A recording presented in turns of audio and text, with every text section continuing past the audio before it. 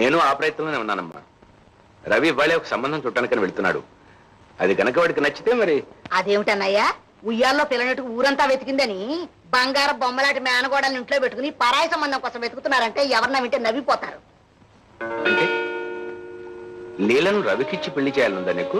నాకుండడం ఏమిటన్నయ్యా, అలా అని వాళ్ళిద్దరు మొహాన్ని రాసి పెట్టుంటేను. పైగా లీలకు వాళ్ళ బావంటే ఎంత ప్రామో తెలుసు అన్నయ్యా. అయితే ఇక మన ప్రమేయం దీనికి. అలా అని బాధ్యత తప్పించుకుంటే ఎలాగన్నయ్యా? ఏదో మంచి రోజు చూసి ముహూర్తం పెట్టించి ఆ మూడు ముళ్ళు వేయించేసేయాలంతే. రవితో కూడా మాట్లాడి చూద్దాం. అలాగే, అయ్యో తప్పకుండా మాట్లాడాలి. మరి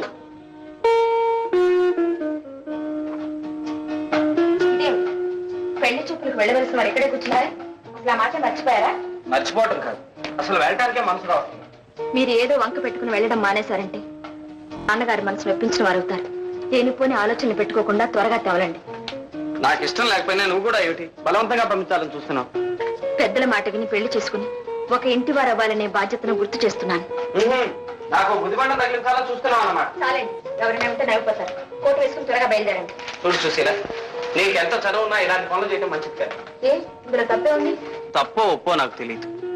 ఒకసారి తప్పు చేసి కూడా మనసు మార్చుకోలేకపోతున్నానంటే.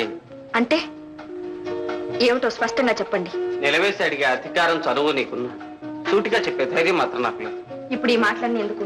నువ్వు ఇలా తేలిగ్గా తోసిపారేయకు సుశీల. కళ్ళు మూసుకున్నా కళ్ళల్లోనే మెదులుతూ, అడుగడుగునా ఊరిస్తూ, మనసంతా ఆక్రమించుకున్న రూపాన్ని మర్చిపోవటం సాధ్యం కావట్లేదు. అలా అన్ని పాత కథలు తలుచుకుంటూ కూర్చోక ముందు వెళ్ళండి, టైం అయింది. ఎన్ని విధాలు చెప్పినా నీ పంతం నీదే గాని నా అంతర్యం ఏమిటో తెలియని.